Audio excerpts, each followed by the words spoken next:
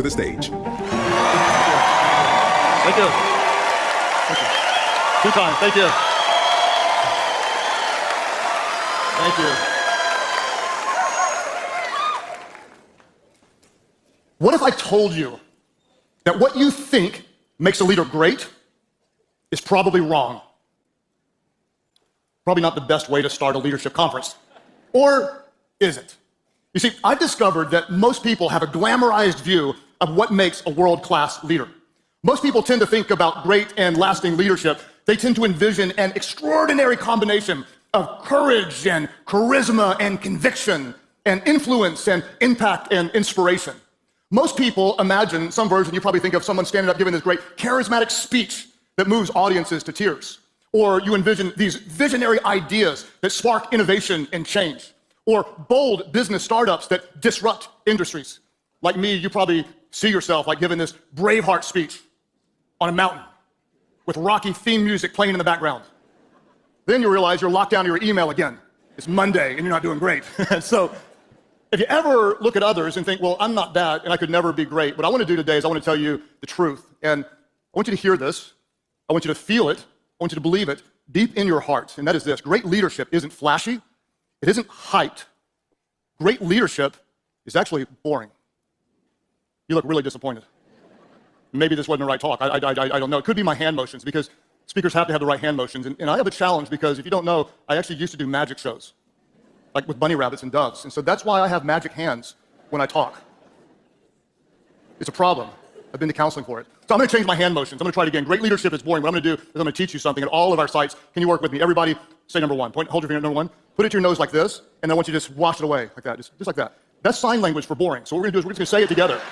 We're going to say it together. So at all of our sites, let's do, what is great leadership? Say it with me. Great leadership is boring. Now, be careful when you bring your number one toward your nose. If the approach is wrong, it won't be boring. Great leadership is boring. And I do have sincerely good news for you, and that is this: that you don't have to be the best, you don't have to be the smartest, you don't have to be the most talented to be a great leader. You just have to be consistent. And I want to drive that thought into your mind today. And it may be boring, but I want to remind you that boring beats brilliant every time. Let's break it down. If you're ready, say, I'm ready. Are you ready?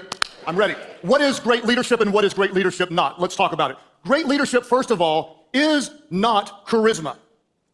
Great leadership is consistency. Great leadership, contrary to popular belief, is not fame. Great leadership is faithfulness. Great leadership is not immediate results, but great leadership is lasting impact. And I want to talk to you about it. Great leadership is the daily disciplines, the quiet sacrifices, the boring rhythms that lead to lasting impact. Now, here is the tension, and you know it, you feel it, you see it all around you. The tension is that so many leaders, especially today, they want the results of great leadership without the routines of great leadership. That they want the highlight reel without the hard work.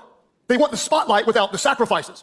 And so many people tend to forget in this Instagram, social influence world we live in, that they forget boring isn't the enemy of greatness. Boring is the pathway to greatness. It is a pathway. If you want to be great, you have to be consistent. And it's not what you do occasionally that makes you great, but it's the right things that you do consistently. And I'll admit, this is incredibly counterintuitive to everything you're going to see in culture today. You look at a YouTube video and it's going to tell you, go viral, 10x your growth, make it big now. But honestly, after over 3 decades of leading, I've found that those fast path tracks to success are few and far between. And I've discovered what I would call like a formula or an equation that I promise you, done with integrity over time, will increase your impact and influence as a leader. I want to give it to you today. I want to talk about it today. I want to drive it into your mind today. And I want God to put a seed in your heart that bears great fruit in years to come. Here is what I want to teach you today. Consistency plus faithfulness multiplied by time equals a lasting impact. Would you say this with me at all of our locations today? Say it with me. Consistency plus faithfulness multiplied by time equals lasting impact. Now, I think I just messed that up because I was saying it, you were saying it after me. Let's just say it together. Let's get a flow.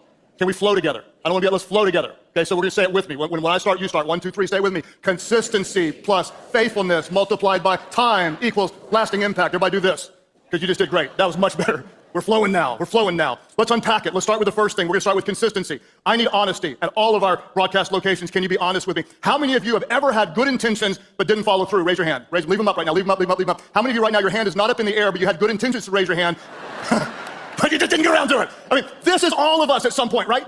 We have great intentions. You buy the leather journal, the expensive one, and you have one entry in it on January the 1st. You decide, from now on out, I'm going to eat healthy and honor God with what I put into my body. And the next day at work, someone brings homemade cookies, and you think, well, obviously that's a sign from God. We all do it. You're going to have weekly one-on-ones. You're going to invest in your team, care for your team, love your team, weekly one-on-ones. You missed the first one, so now you have quarterly one-on-ones. We all have good intentions, but we fall short. What does consistency do? Consistency closes the gap between good intentions and actions. It closes the gap. In fact, I'm a big fan of Charles Duhigg's book, The Power of Habit. And in his book, he talks about what he calls a keystone habit. I want to talk about this type of a habit for a moment. What is a keystone habit? A keystone habit is a small, consistent action that triggers a chain reaction, creating impact across every area of your life. It's some small, right, healthy, good, productive habit that creates this compounding momentum in other areas of your life and leadership. And you kind of know this intuitively because I guarantee you, all of you have something that you do. It's a behavior, it's a rhythm, it's a habit that when you do that one thing, it triggers other positive, compounding, helpful habits. And if you neglect that certain behavior, neglecting that one thing tends to unravel some things, and instead of having the healthy right behaviors, you tend to have the unhealthy wrong behaviors. And in the book, The Power of Habit, the author talked about the new CEO of Alcoa Steel. Alcoa Steel doesn't produce steel, which is odd. They actually produce aluminum. Why they're not called Alcoa Aluminum, I don't know, but they produce aluminum. And the new CEO came years ago named Paul O'Neill, famous case study. He shocked the board when this struggling company brought on this innovative CEO, and he said, let me tell you what we're going to do. He said, we're not going to focus on profit. We're not going to focus on growth. The new CEO came in and said, we're going to be the safest place to work in America. The place was unsafe, and so everybody thought, well, that's not bad, but it's not really good. We could call it now, our keystone habit is going to be focusing on workplace safety. We're going to have a goal of having 0 injuries in what is otherwise a high-risk industry. And this one focus, guess what it resulted in? Fewer injuries would be the right answer because they were trying to keep it safe. But surprisingly, a byproduct of this one keystone focus was they started to create better systems to keep it safe. And they improved their communication to keep things safe. And when their communication got better, they had more meaningful accountability. And then they found themselves having cultural alignment and stronger teamwork and deeper trust. And all of a sudden, as the accident rate decreased, guess what else mysteriously increased? Profit increased. In fact, under his 12-year term of leadership, general revenue went from $200 million a year to $1.48 billion over a 12-year period. Why? Because one boring, consistent, focused, triggered positive reactions in so many other areas. So what we want to do at the summit is we want to bring you fresh, actionable content, not just to inspire you, but to equip you. So let's make it personal. What I want to do is I want to ask you personally, or even professionally, maybe relationally in your marriage or as a parent, maybe even spiritually for some of you. Ask yourself this very important question, and this will be the one application from our talk in this session. Here's a question. What one small habit, practiced consistently, could transform your life and leadership? What one small habit, maybe in your own life, maybe in your organization, maybe in your marriage, maybe as a parent, what one small habit, practiced consistently, could transform your life and leadership, a keystone habit? I'll tell you a keystone habit for me that may surprise you, but it's very, very true. If there is a habit for me that triggers other positive habits, the habit for me that does this, believe it or not, is flossing. Yes, to the delight of dental hygienists across the world, flossing makes me better. The reason why is because I sincerely hate flossing. Does it really work? I don't know. Seems like a waste of time, but they tell me every time, floss more, floss more, floss more, floss more. I don't want to floss more. I don't like doing what I'm told because of my rebellious nature, but because I'm being conformed to the image of Christ, I'm going to go ahead and do what you say, and I'm going to floss my teeth, and when I floss, something happens. My mind is triggered to think, oh, wow, I'm actually a disciplined person. I do hard things. I do things I don't want to do. And so, because I floss before I go to bed, I actually take out my journal. Yes, I used to start journaling every year and never did. Now I've journaled for probably 9 years in a row. Why? Because I floss, and since I'm disciplined, I might as well write in my journal. And because I wrote in my journal, I don't look at Instagram until 12 at night. I lay down with Amy. We have a good, meaningful time together. I go to bed at a reasonable time. And because I floss and because I journal, I go to bed at a reasonable time. I actually get up early. When I wake up early, since I'm a disciplined person, I eat the right things. And I do my Bible study every day. And I feel good. I get to work early. I'm the first one at work. And I work really hard. I'm really productive. And I come home and I'm in a good mood because I'm productive. And I came home and I see Amy and I smile really big and she smiles really big. And that is the very reason because we have 6 children today. Because I floss. And it creates positive wins. Now, if I didn't floss, and there have been seasons when I didn't, my story could go like this. I don't floss, so therefore I know I'm not disciplined. So I don't journal, so I don't track what God's doing in my life. So I stay up way too late, so I oversleep in the morning, I wake up, I'm not prepared for the day. Hey, since I'm undisciplined, I eat stuff that's not really healthy. I don't do my Bible time, so I get to work late. I don't feel good, I don't have energy, I'm not productive, so I have to stay late. I'm really, really late. Now I'm driving home and I realize I'm late, so I think I better drive faster so Amy's not mad at me, so I drive really, really fast. Then a police officer tries to pull me over, but I don't want to get a ticket, so I try to outrun the police officer. Eventually they catch me, they throw me in jail. Why? Because I didn't floss. Now, obviously I'm exaggerating a little bit, but not a ton, because you all know there are certain rhythms and habits that when they are present in your life and leadership, they create other positive, compounding, healthy, and helpful habits. And when they're absent, the lack of those trigger a vortex of negativity that impacts unwinding into places that you didn't want to go. So what do we do organizationally? How does that impact what you do during the week? Well, here's what we know about leading organizations is we don't just hope for a desired outcome, do we? We don't just hope. Hope is not a strategy. We have the right habits that bring about the right outcome. So what we're going to do in leadership is we're going to create the consistent inputs that drive the desired outcomes. We're going to bring the right inputs, the right strategies, the right habits that create the opportunity for the right outcomes. We'll play a little game. If you don't know me, I lead a church. It's a little bit of a unique church. It meets in 45 different locations. Now, I'll ask you a question, and you can just shout out and answer if you want to. In a church, what do you think we want to see? What will we celebrate? Somebody shout out. Salvations, yes. What else? Disciples, yes. Baptisms, yes. So essentially, in a church, we would celebrate, we're a nonprofit, so for us, we would celebrate more changed lives. Now, the question comes up, if we want to impact more lives, make more disciples, see more salvation, see more people be discipled and baptized, tell me, what do you think we need to do? And you already know this because all of you tell me all the time what I'm doing wrong. So go ahead and tell me right now. What do we need to do better in the church to reach more people? Someone tell me, come on. I can't even, I'm blurry right now. We need to do so many things. We need to pray more, and we need to be bolder, and we need to be more evangelistic, and we need to be more generous, and we need to be more involved in the community, and we need deeper sermons, but not so deep that you can't understand them. They gotta be deep and funny and fun and powerful and meaningful, or you'll go to another church. But we have to be engaged in the community, and we have to keep our buildings clean, and we better be involved on social media. The list can go on and on. I'm so tired. What do we need to do? We need to do a lot of things to reach people. So what are we gonna focus on? And the answer is, I'm not exactly sure, but I hope it's one thing. What are you saying? Pastor, you're confusing. There are many different right things we could do. And the problem is so many times in leadership, people focus on 7 things. If you can do 7 things, you're way smarter than I am. My team is talented, but I never like them focusing on more than 3 things. My ideal for them is 1.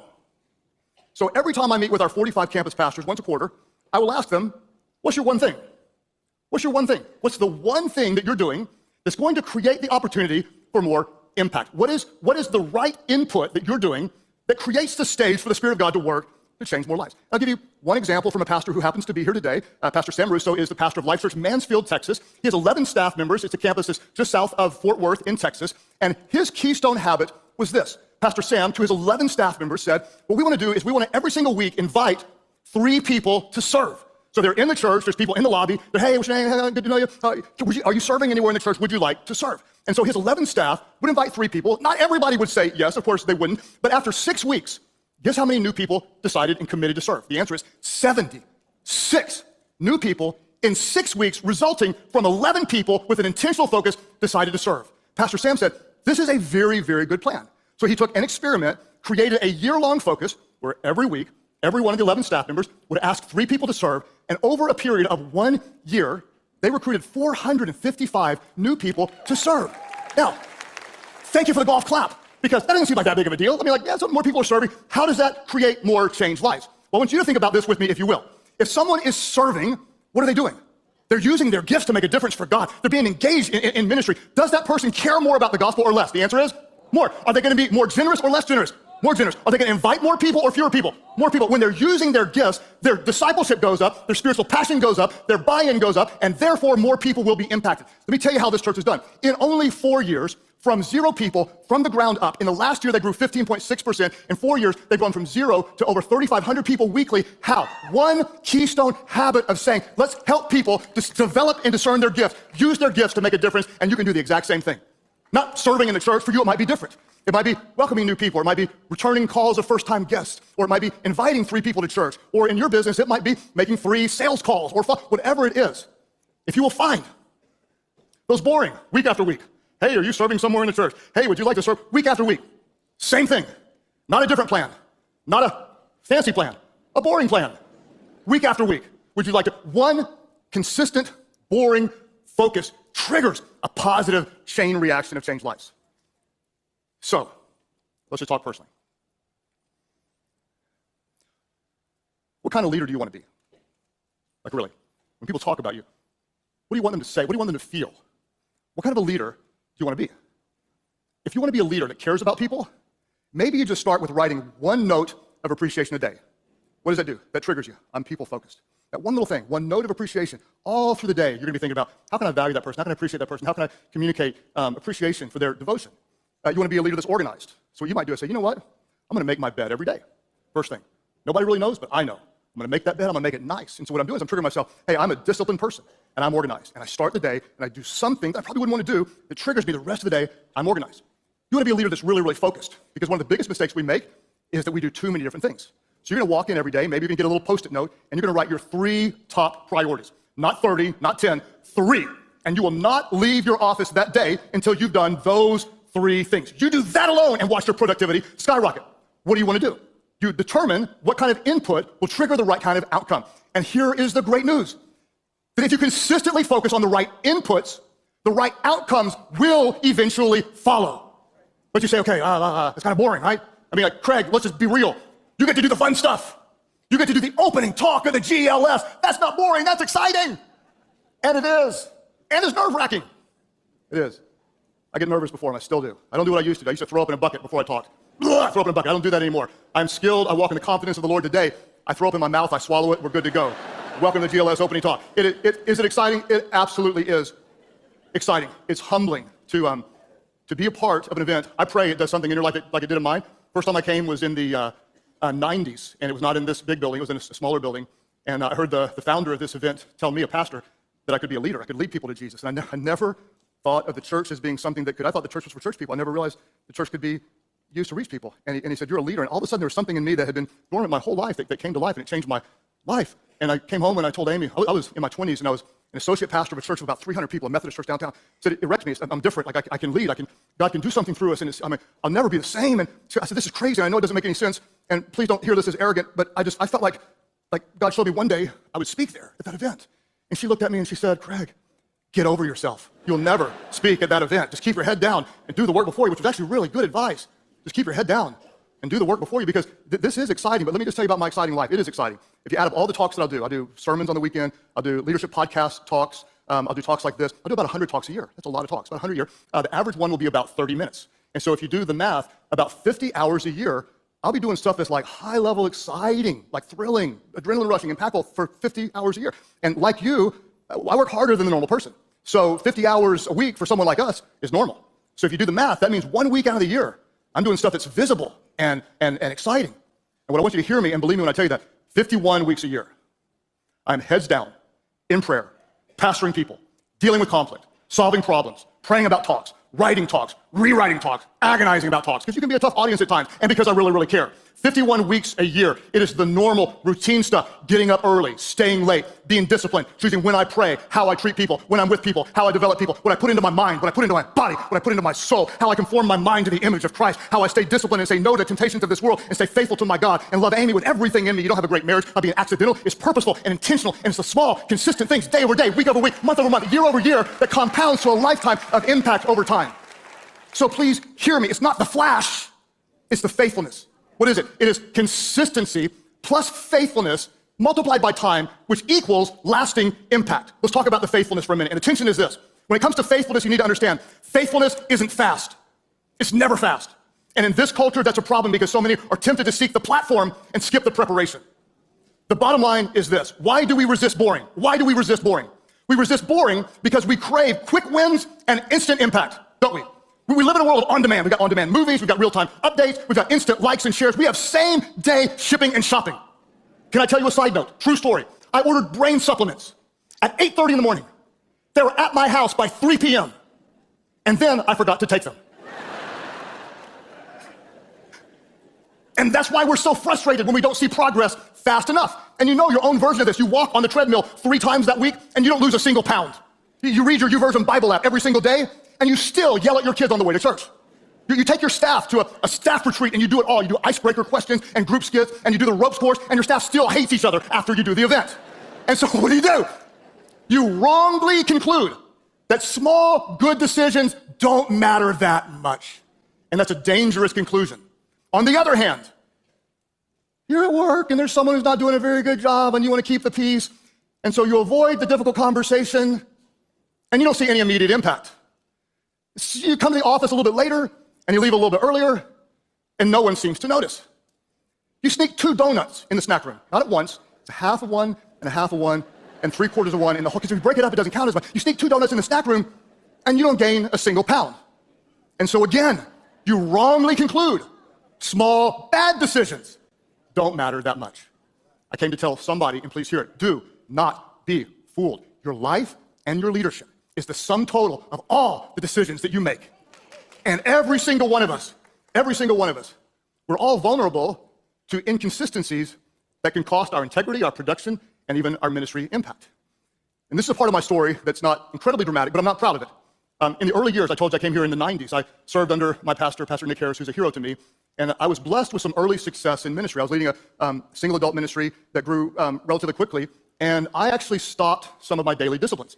And you know how it goes when you start winning and things start going fast, sometimes you actually relax. And I stopped flossing. Doesn't sound like a big deal, but then what I did is I actually stopped reading the Bible. Now, not completely. I still would read the Bible to preach, always to preach, but I didn't read the Bible for personal devotion.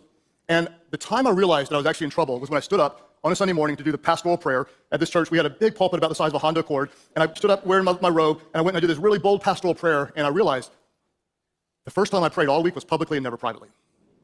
And what God showed me in that moment is that I'd become a full-time pastor and a part-time follower of Christ. And I want to slow it down here for just a moment because there's some of you might be living in your own version of that. If you're a person of faith, you might be right now, you're a full-time mom, you're a good mom, but maybe you put your faith on the back burner. Or you're a full-time entrepreneur, or a full-time student, or a full-time influencer, whatever it is. But if you're a follower of Jesus, we're not called to be successful at the things of the world, we're called to actually be faithful to God in the little things. And so when I stopped doing some of the seemingly unimportant small things, the foundation wasn't as strong to support the things that God wanted to do. So what I did is I went back to doing the boring stuff. And I was introduced somewhere, someone said, Craig is the most boring person I've ever met. I didn't know if that was a good thing or a bad thing. But like if you look at my life, like it is indescribably boring. I do the same things over and over and over and over again. But when I came back to boring this next time after the flossing tragedy, when I came back to boring, here's what I discovered. The boring wasn't as boring as it used to be. In fact, in the strange way, boring started to become meaningful when it was connected to a higher purpose. And I discovered that those things that were once mundane actually became powerful when they strengthened your testimony and your ministry. And then I noticed that doing routine right things with people that you love over and over again isn't boring, it's actually a blast. And so now I'm finally over it. People would ask me all the time, like, Craig, what are you excited about? What new thing are you excited about? And I always felt kind of dumb because I'm like going, I don't know. I'm doing the same thing I did last year, the year before that, the year before that, the year before that. I kind of was excited about doing it next year. Same thing. I mean, literally same thing. Like, we develop people, we pastor people, we open new churches, and I preach the Bible. People say, even some of your leadership talks sound the same. I know. They say your sermons sound the same. Some people after 30 years, they can finish my sermons. They're the same. I'll tell you why. I'm preaching from the same book I started with. It's the same book. It never changes. Every time. Noah always builds a boat. Spoiler. David always beats Goliath. And Jesus always defeats death, hell, and the grave. And that's why I'm not looking for something new. I'm sticking with the same story that still saves to this day. So you gotta be fancy. You can be boring in a beautiful way. And so I'm gonna ask you, like, based on who you wanna become and based on what you wanna accomplish, not somebody else, not the pressure you feel from the outside, what's God calling you to do in this moment? Based on who you're called to be, what one habit, what one thing can you do again and again and again until it's boring?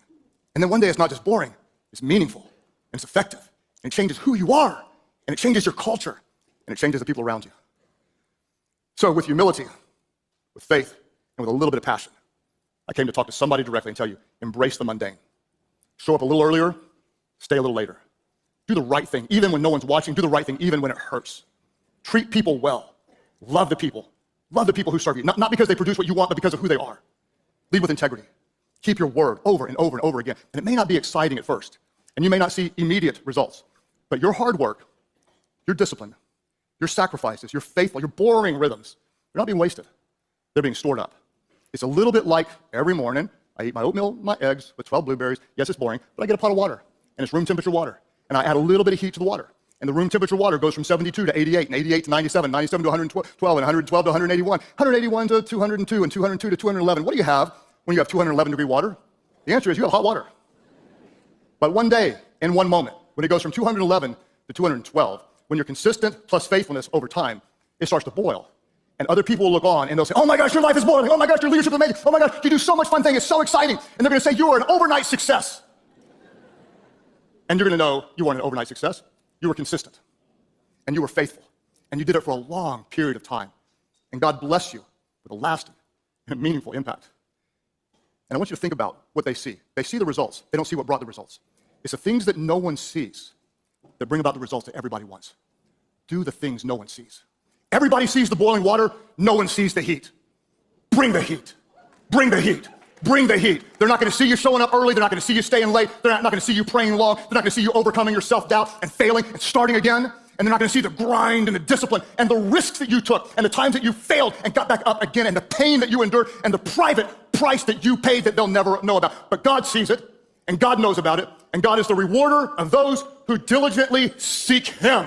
So let us not become weary in doing good. Come on, GLS, what are your leaders? Because at the proper time, you will reap a harvest if you do not give up. Don't let anyone talk you out of boring. What's boring to you is often faithfulness to God. Show up and be faithful. Build the habit. Embrace the mundane. Bring the heat. Don't stop until you stand before God one day and he looks at you and says, welcome to the heaven I have prepared for you. Well done, my good and faithful servant. Bring the heat.